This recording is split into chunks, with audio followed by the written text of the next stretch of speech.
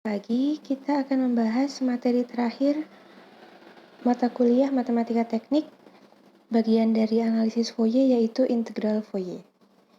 Jadi sebelumnya kita memakai deret Fourier untuk fungsi-fungsi yang periodik atau memiliki periode di 2L dan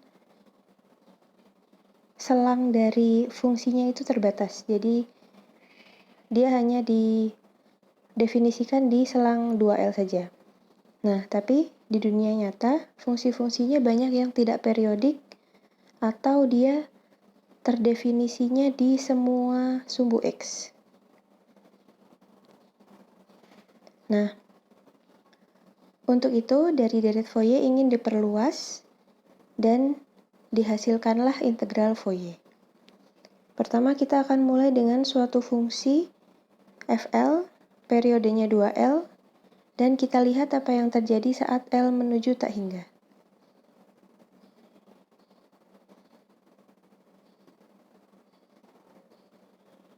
Kita pilih yang sederhana, gelombang persegi panjang, periodenya 2L dengan L lebih dari 1, jadi 2L lebih dari 2, dan didefinisikan dia 1 hanya jika X di antara min 1 dan 1. Saat L menuju tak hingga nanti, dia akan terdefinisi 1 di min 1 sampai 1 dan 0 di tempat lain. Ini kira-kira ilustrasinya. Jadi saat L-nya 2, masih terlihat banyak angka ini yang naik-naik. Lalu semakin besar L-nya semakin jarang. Yang nilainya 1 semakin jarang. L-nya di sini 4.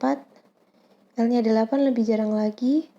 Dan nanti menuju tak hingga akan seperti ini.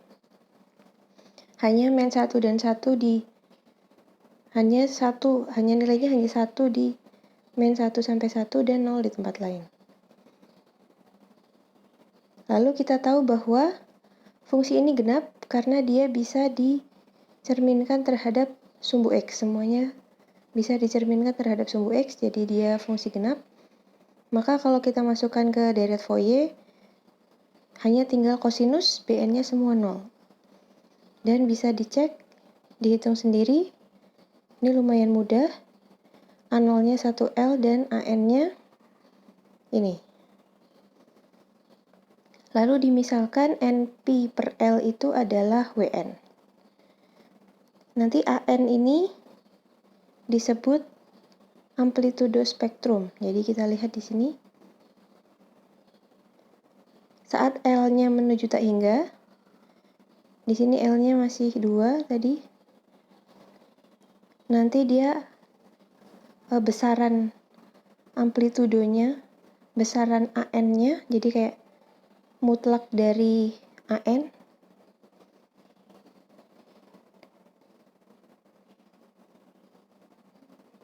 Dari nilai ini, dia akan paling banyak 1 dan gelombangnya ini masih jarang. Terus lama-lama dia mengecil amplitudonya, besarannya, dan gelombangnya semakin rapat. Tadi ini saat L-nya 4.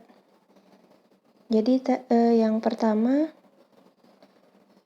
di sini dia N-nya sampai dengan 7. Yang waktu 4 di sini N-nya sudah 14. Jadi semakin rapat, semakin mampat. Ini lebih banyak lagi saat L-nya 8. Dia 28. Nah, kemampatan ini artinya adalah dia juga semakin kecil, jadi dia akan semakin mendekati garis. Ini garis lurusnya, tergantung nilai fungsinya, jadi dia mendekati nilai fungsinya di garis lurus itu, dan ininya semakin rapat, gelombangnya semakin rapat. Lalu kita lihat perubahan dari deret Fourier ke integral Fourier. Pertama, kita lihat fungsi secara umum yang berperiode 2L. Kita tahu bahwa dia bisa direpresentasikan sebagai ini, dengan untuk mempermudah tulisan Wn sama dengan Np per L. Ini rumus yang sudah kita dapatkan sebelumnya.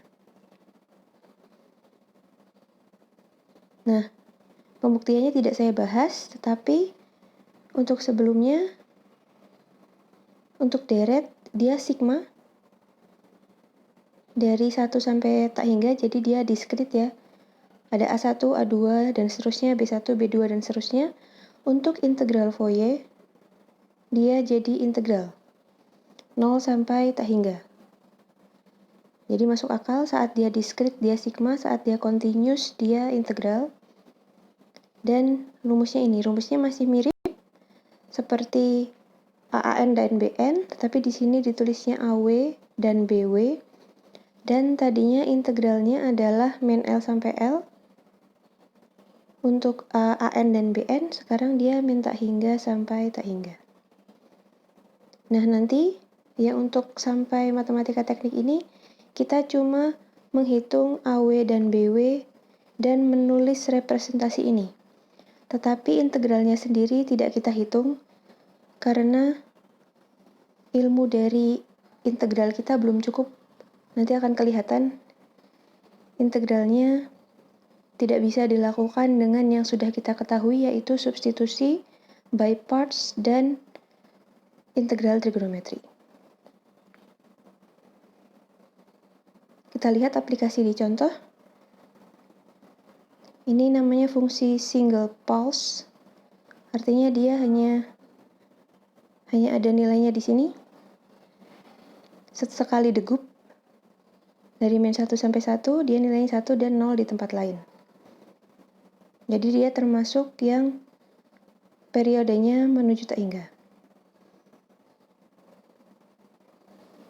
Lalu kita masukkan rumus. Jadi kita cari AW-nya. Oh ya, ini adalah fungsi yang genap, jadi BW-nya nanti 0. Benar, BW-nya 0. Dimasukkan ke rumus AW. F dari V-nya adalah 1, jadi dia hilang di sini. Tinggal integral dari cos WV, dia adalah sin WV dibagi W. Jadi nanti ketemu ini, dan langsung dimasukin ke rumusnya. Hasilnya ini. Rumus dari yang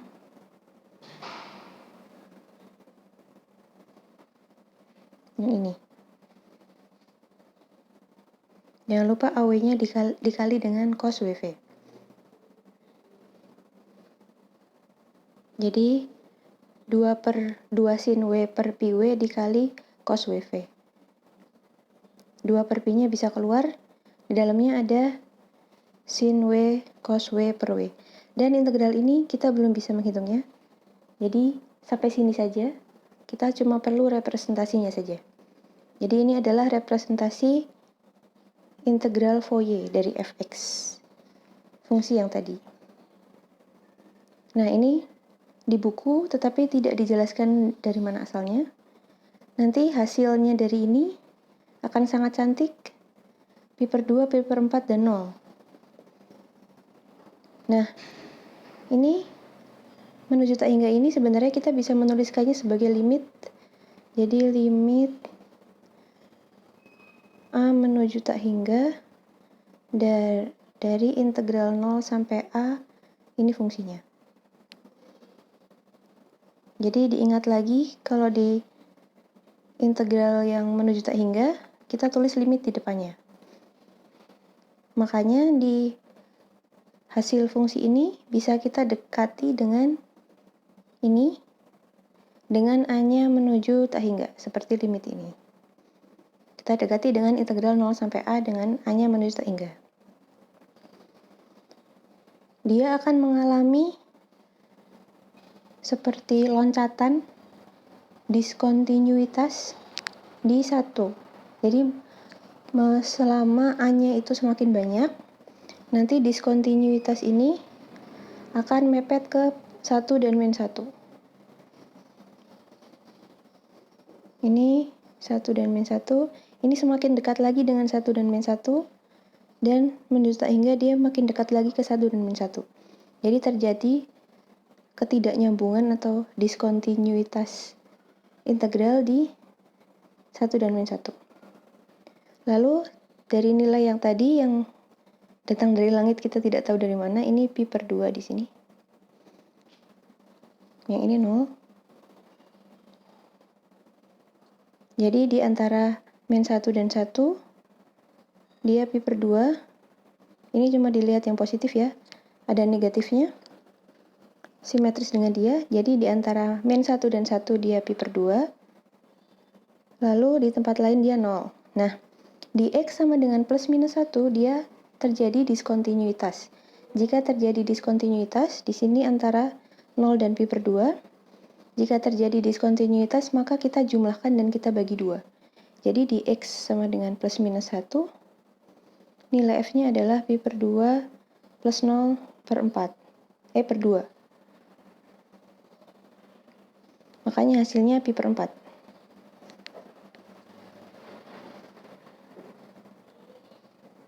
Jadi kira-kira di 1 di sini, dia menghasilkan nilai pi per 4. Di min 1 juga sama. Lalu, diskontinuitas yang menuju 1 dan min 1 saat A menuju tak hingga ini disebut fenomena Gibbs. Ada juga, jika fungsi genap dan fungsi ganjil, kita bisa menghilangkan, untuk genap BW-nya dihilangkan, dan untuk ganjil AW-nya dihilangkan. Jadi kita bisa, kalau kita tahu F-nya genap, kita bisa hitung aja AW-nya ini, dia integralnya jadi 0 sampai tak hingga, dan Fx-nya ini. Lalu untuk fungsi ganjil, BW-nya ini dari 0 sampai tak hingga juga, dan Fx-nya ini. Jangan lupa sampai sini saja, tidak perlu dihitung hasilnya. Ini ada integral Laplace. Jadi akan saya perlihatkan bahwa perhitungan AW dan BW itu juga bisa rumit. Di sini fungsinya akan dihitung 2 kali. Pertama kita hitung integral kosinusnya, selanjutnya kita hitung integral sinusnya. Fx-nya adalah E pangkat min Kx, X-nya lebih dari 0, K-nya lebih dari 0. Ini grafiknya.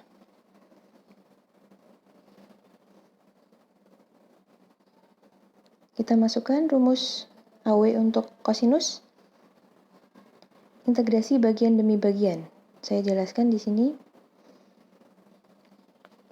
Dipilih U-nya adalah minus KV, dan DU-nya adalah cos WV dV.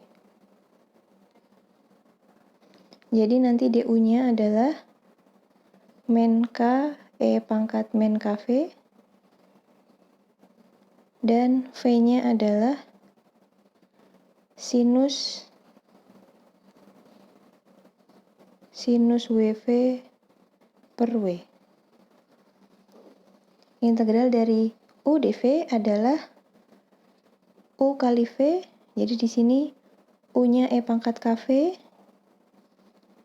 dan V-nya adalah sin WV per W. Dikurangi integral V du. Tetapi di sini ada minus, du-nya jadi plus, minus dari minus jadi plus, dan konstantanya kita keluarkan dulu K dan W, K per W. Di dalamnya tinggal E pangkat KV dan sin WV. Di sini. Oke. Ini harus sambil dikerjakan sendiri untuk latihan. Nah, sekarang kita hitung integral dari yang sini. Jadi ini dibiarkan, sudah di luar. K per W-nya di sini. Nah, integral di dalam sini hasilnya akan ini. Sama kita pakai U-nya E pangkat min KV juga. Tapi sekarang dV-nya adalah sin WV dV. Temunya akan ini. Nah, kita cukup perlu 2 kali karena kita sudah menemukan integralnya sama. Jadi di sini integral yang akan dihitung, di sini juga integral yang tadi ingin dihitung. Jadi saya gabungkan ke ruas kiri.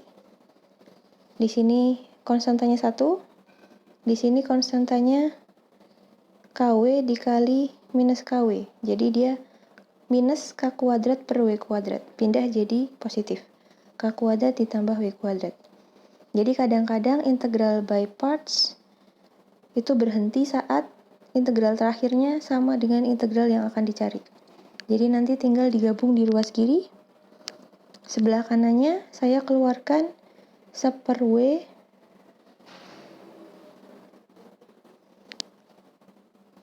di sini ada seper W min KV, di sini juga ada seper W min KV. Jadi di dalamnya tinggal yang ini sin WV, yang di sini ada minus K per W cos WV.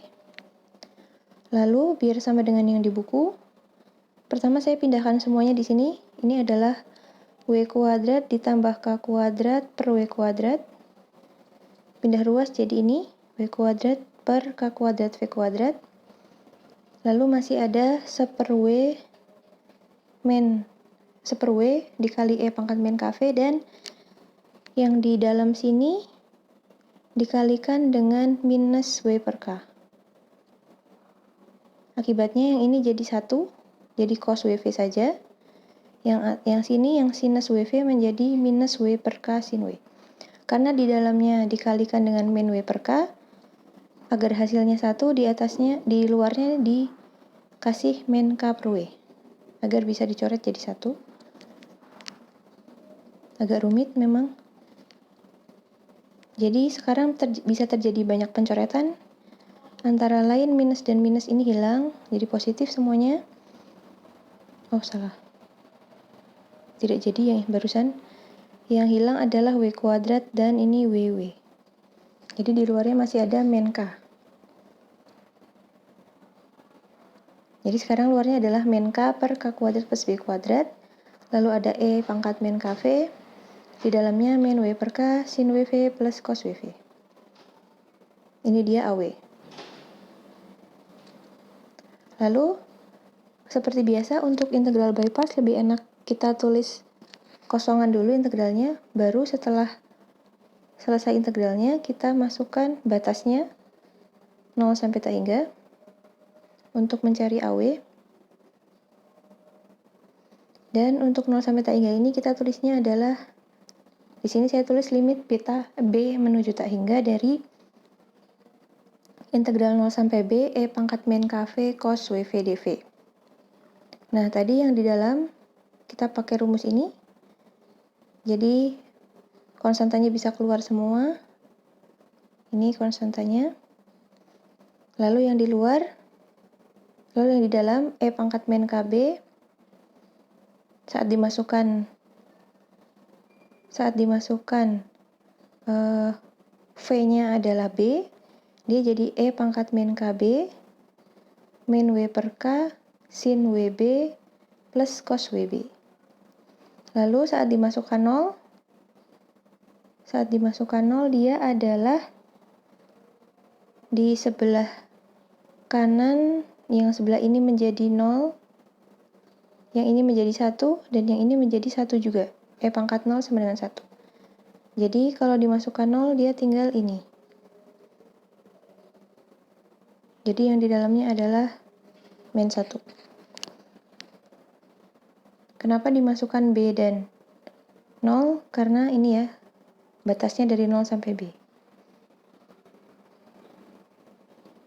Oke, nah sekarang kita lihat untuk B menuju tak hingga, sinus dan cos ini berapapun nilai dalamnya, nilainya pasti cuma 1 sampai min 1.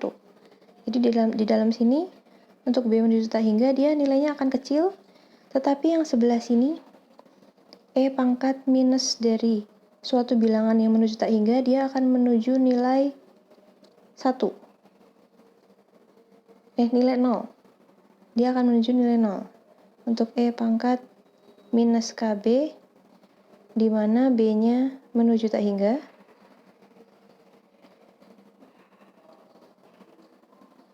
Itu akan sama dengan 0. Jadi akibatnya sebelah sini ini akan 0. Karena ini akan menjadi bilangan yang sangat kecil.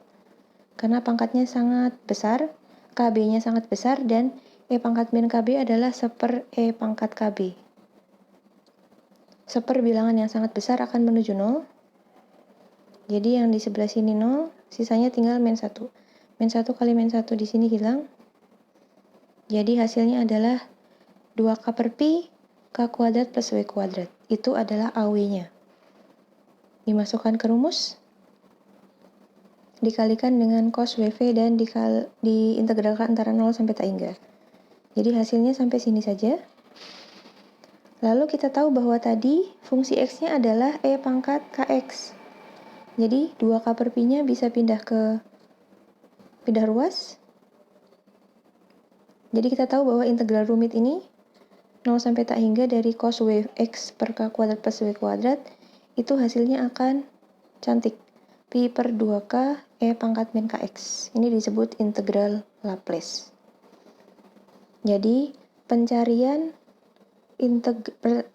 representasi integral Fourier cosinus dari E pangkat min KX menghasilkan rumus cantik yaitu integral Laplace.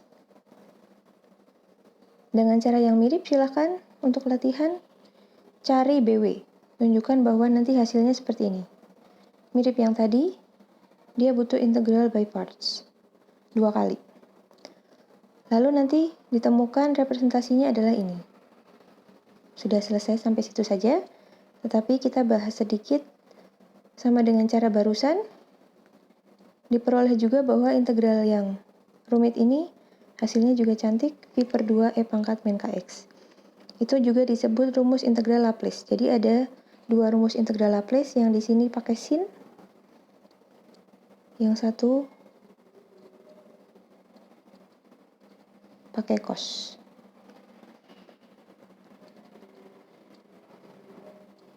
Jadi materinya sudah selesai sampai sini. Tugasnya 2 soal saja, 3 kelompok. Yang di sini carilah representasi integral kosinus dan yang di sini integral sinus.